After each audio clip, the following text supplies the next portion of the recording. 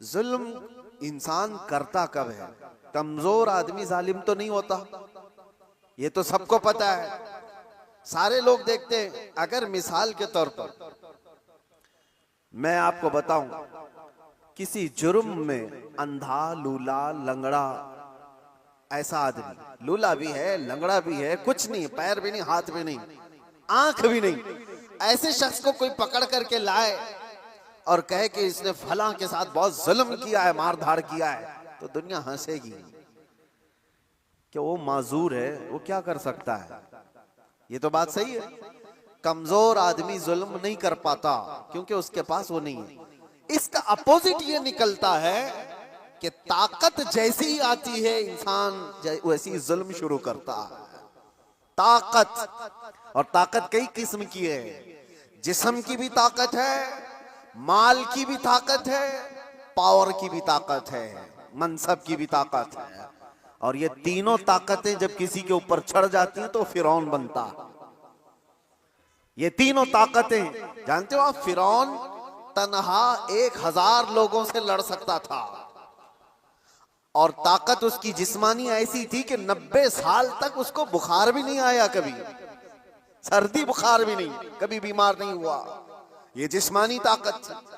माल की ताकत तो ऐसी कि आधी दुनिया के खजाने उसके थे, और पावर की ताकत ऐसी कि बादशाह आजम बना बैठा था, लोग तो उसके सामने झुकते थे।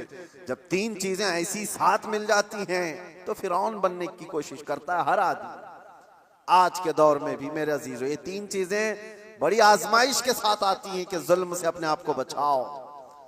माजूर आदमी क्या जुल्म करेगा, उसके लिए वो इम्तिहान नहीं है। जो बिस्तर पर पड़ा हुआ है, जिसकी ना जिस्मानी ताकत है, ना माली पैसी ताकत है, और ना पावर उसके पास है, ऐसा आदमी क्या जुल्म करेगा?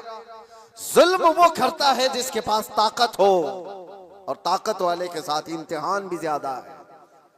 अजीजा ने गिरामी वकार, आज हम देख रहे हैं ताकत तीन किस्म की मैंने बताया। सबसे पहले मैं शुरुआत करता हूं जिस्मानी ताकत। जिस्मानी ताकत जब किसी के पास हो तो सबसे पहले वो मुक्का आजमाई की कोशिश करता है, हर एक पर देखता है मेरा मुक्का कितना तेज लगता है। वो ट्रायल शुरू कर चुका है। बॉडी बनाने के साथ ही उसको चाहिए ये कि किसी पर एक थप्पड़ लगा करके देख लूं कितना तेज लगता है। उसकी जिस्मानी ताकत का वह इस्तेमाल शुरू कर चुका है। मैं आपको बताऊं, जिस्मानी ताकत में मेरे अजीजों हैदर कर्रार को कौन पहुंच सकता है? जो शेरे खुदा, फातह खैबर, मुश्किल कुशा सैयदना अली इब्न अबी तालिब कर्रमल्लाहु वजहुल करीम, उस जमाने के 40 सहाबा जो दरवाजा उठा नहीं पा रहे थे, तन्हा हजरत अली ने एक हाथ से उठाकर फेंक दिया था। जिनकी ताकत का यह अंदाजा करो, हैदर कर्रार की जिस्मानी ताकत को सारी ये सब नहीं पहुंच सकते काजू बादाम वाले। लेकिन एक जंग के मौके पर मौला अली शेर खुदा रदी अल्लाह तआला अन्हु लड़ रहे हैं, और सामने जो मुकाबिल में पहलवान था अचानक उसको ऐसा पछाड़ दिया कि उसके सीने पर चढ़कर खड़े हो गए। अब हैदर कर्रार के शिकंजे में जो आ जाए, अरे वो शेर नर है जिनकी मां ने ही नाम हैदर रखा हो। जैसे ही वो पंजे में आया, क्या करता, कसमसाया, फड़फड़ाया, लेकिन उसने एक काम क्या किया, आपके मुंह पर थूक दिया। थूक दिया।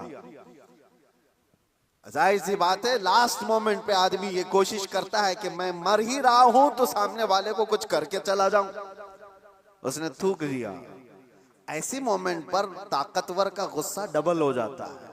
मैं पहले एक बार में मारने वाला था, अब 4 बार में मारूंगा। तूने किया कैसे मेरे साथ? किसी को तुम एक मार रहे थे लेकिन उसने मां की गाली दे दी, अब 4 और लगाओगे, क्योंकि गुस्सा बढ़ गया है। गुस्सा और तिलमिलाया है तुम्हारा। हजरत अली के साथ ये हुआ। उनके सामने जो मगलूब था उसने थूक दिया। होना ये चाहिए था कि आप तड़पा तड़पा के उसको मारें। जिसके चेहरे को देखना रसूलुल्लाह ने इबादत कहा, उस चेहरे पर अगर कोई थूके तो उसको तो तड़पा के मार देते। हजरत अली छोड़कर खड़े हो गए, उसको छोड़ दिया। मारने का था, छोड़ दिया, खड़े हो गए, कहा जा। उसने ताज्जुब से पूछा कि मैं तो मरने ही वाला था इसलिए थूक दिया, और तुमने छोड़ क्यों दिया? मौला अली करमल्लाहु वजहुल करीम का जवाब सुनो ताकत वाले। आप फरमाते हैं अल्लाह ने मुझे जो जिस्मानी ताकत दी है वो मैं खालिस अल्लाह की रजा के लिए इस्तेमाल करता हूं।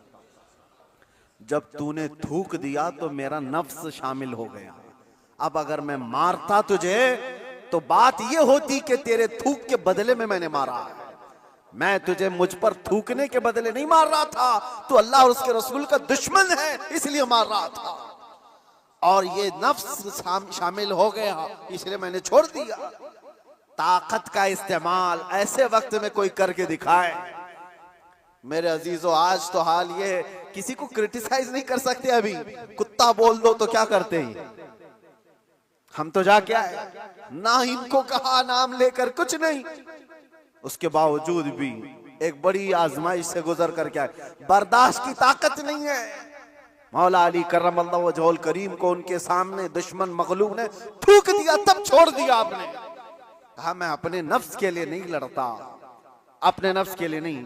और आज जो कुछ भी पावर का इस्तेमाल है, ताकत का इस्तेमाल है, वो सिर्फ और सिर्फ नफ्स के लिए है। आज नफ्स के लिए। ये एक मिसाल मैंने आपको बताया, जिस्म का गलत इस्तेमाल करने वाले लोग। और क्या समझते हो तुम्हारी ताकत क्या ये हमेशा की है? चंद दिन का इंतजार करो, दांत टूट जाएंगे, कमर झुक जाएगी, और उसके बाद आजाद जवाब देने लगेंगे। जिन हाथों से तुमने मुक्का आजमाई की थी, चंद दिनों के बाद वो हालत होने वाली है कि हाथ से तुम्हारे गिलास भी नहीं पकड़ा जाएगा। रोटियां तुम्हारे हलक तक डालने के लिए हाथ कपकपा रहे होंगे। हमने बड़े बड़े पहलवानों को बिस्तर पर पांव रगड़ रगड़ कर मरते हुए देखा है। ये जिस्मानी ताकत फानी है, खत्म होने वाली है। और समझ लो कि तुम्हें बुढ़ापा नहीं आया, कमजोरी नहीं आई, बीमारी नहीं आई, तब तो मौत तो आनी है, चाहे जवानी में आए। और मेरे आका सल्लल्लाहु ताला अलैहि वसल्लम एक बार हजरत अबू हुरैरा रदियल्लाहु ताला अन्हु के साथ एक ऐसे खंदक के पास से गुजर रहे थे जहां लोग कूड़ा करकट कचरा सब फेंका करते थे। वहां पर मेरे आका सल्लल्लाहु ताला अलैहि वसल्लम खड़े हो गए। हजरत अबू हुरैरा से कहते हैं इस खंदक में कुछ तुम्हें नजर आ रहा है? तो आपने कहा हाँ या रसूल अल्लाह सल्लल्लाहु अलैहि वसल्लम, हड्डियां हैं पुरानी। आप सल्लल्लाहु अलैहि वसल्लम ने फरमाया ये उन मरे हुए लोगों की हड्डियां हैं, उनके कपड़े हैं जो गल चुके हैं, जो अपने जमाने में ऊंची सवारियां करते थे, बड़े जिस्मों के मालिक थे। इनको ताकत और कुव्वत बहुत दी गई थी और आज ये सड़ गल गए हैं और कीड़ों की ग़िज़ा बने। ये हश्र तो उन ताकतवरों का भी होगा जो आज अपनी ताकत का गलत इस्तेमाल कर रहे हैं। थोड़े दिनों की बात है, आप ये ताकत को फानी होते हुए देखेंगे। इसलिए मेरे अजीजों, जब अल्लाह ताला ने जिस्मानी ताकत दिया है तो संभाल करके रखना कि हाथ उठे तो कहीं जुल्म के लिए ना उठे, जुल्म के लिए ना उठे। जिस्म का इस्तेमाल कभी अपने नफ्स के लिए ना हो। इमाम अहले सुन्नत इमाम अहमद रजा खां फाजिल बरेलवी रदी अल्लाह ताला, कौन नहीं जानता आज, आशिकों के इमाम, बरेली के ताजदार, जिन्होंने हजारों मसाइल का हल लिख दिया अपनी जिंदगी में, 1000 से ज्यादा किताबें लिख दी।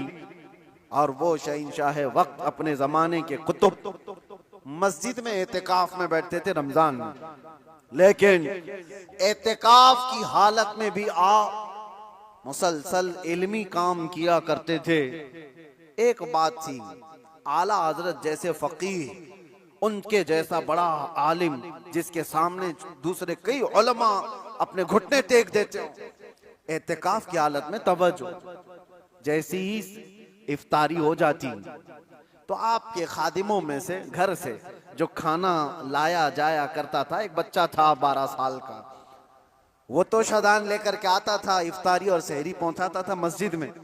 लेकिन आला हजरत को एक आदत थी पान खाने की, और पान खाने वाले लोग इफ्तारी के फौरन बाद पान चाहिए। आला हजरत इफ्तारी कर चुके, पान जो रोजाना आता था वो बच्चा पान लाया नहीं, और टाइम गुजरता गया, आपको पान की तलब हुई कि अभी तक आया नहीं, अभी तक आया नहीं। वो तकरीबन घंटा भर के बाद वो बच्चा आया और दौड़ता हुआ आया, कहा बड़े मौलाना साहब पान रह गया। पान ला करके दिया, एक तमाचा उसको लगाया। कहां चला गया था? पान लेकर कहां भाग गया था? वो बच्चा जो खादिम है, खिदमत करने वाले लोग हैं, कहा माफ कीजिए भूल गया था, दिया और चला गया भागकर। पान खा लिया। आपके शागिर्द हैं अल्लामा जफरुद्दीन बिहारी रहमतुल्लाह तआला अलैह, उन्होंने लिखा है इसको, आला हजरत के शागिर्द। वो कहते हैं पान खाने के बाद आला हजरत इतने बेकरार हो गए, तरावी हो गई, टहलते रह गए इधर से उधर बेचैनी से। मैंने जाकर पूछा इमाम वक्त से, आला हजरत से, मौलाना जफरुद्दीन साहब फरमाते, कहा क्या वजह है? आला हजरत ने कहा मौलाना जाओ वो बच्चा कहाँ है उसको ढूंढ के लाओ। कहा क्यों, क्या हुआ? काम उसको बुला लाइए, मैं उसको मार दिया था। तो मौलाना जफरुद्दीन रहमतुल्लाह अलैह फरमाते मैं ढूंढने के लिए निकला, वो कहाँ मिलता, रात हो गई थी, कहीं दुबक के सो गया हो। लेकिन आला हजरत ने रात भर ढूंढने लगवाया। जो भी शागिर्द आए उससे कहो बच्चे को ढूंढ लाओ जो खाना लाता है हमारा, वो कहीं मिला ही नहीं। रात भर आप सोए ही नहीं, मस्जिद में टहलते रहे बेकरारी के साथ। सहरी का वक्त हुआ तो तोशादार लेकर बच्चा आ गया, उसकी ड्यूटी थी। वो जैसे ही आया आला हजरत लपक कर दरवाजे पर जाते और जाकर तोशा उसके हाथ से लिया, रख दिया और घुटने टेक कर जमीन पर बैठ गए। वक्त के मुजद्दिद की बात कर रहा हूं। उस बच्चे के दोनों कंधों को पकड़ा और कहा बेटा कल की रात मैंने थप्पड़ मार दिया था अपने हाथ से तुझे, खालिस मेरे पान के लिए, ये मेरे नफ्स के लिए मारा था, तो अल्लाह के लिए मुझे माफ कर दे। वक्त का इमाम अब छोटे बच्चे से कह रहा है मुझे माफ कर दे। वो बच्चा कसमसा रहा है, घबरा रहा है। देखा है वक्त के बड़े बड़े फकीह और मुफ्तियान कराम इस इमाम के सामने बैठ जाते हैं अदब से, और ये वक्त का इमाम मुझसे माफी तलब कर रहा है। बच्चे ने कहा हुजूर छोड़ दीजिए, मैंने कुछ समझा ही नहीं, मुझे कुछ पता ही नहीं।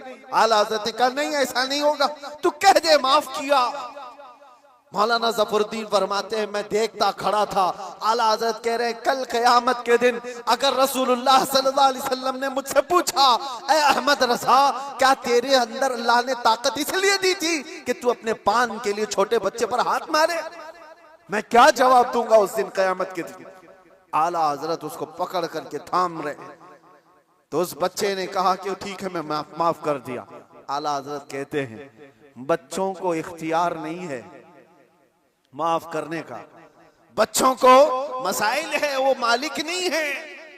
हाँ आपने कहा अपने सर से टोपी उतारी और कहा जैसे कल मैंने तुझे मारा था वैसे तू भी मुझे मार, बराबर हो जाए मामला। उसका हाथ कांपने लग गया। वक्त का मुजद्दिद कह रहा है आला हज़रत अपनी टोपी उतार कर रख दिए। बच्चा जब नहीं मारने लगा आपने खुद उसका हाथ पकड़ा और हाथ पकड़ करके अपने सर पर मारने लग गए। 3-4 बार उसकी जब थप्पड़ पड़ी तो आला हज़रत मुस्कुराते हुए खड़े हुए कहा बात बराबर की हो गई, तूने मुझे माफ भी किया और बदला भी ले लिया।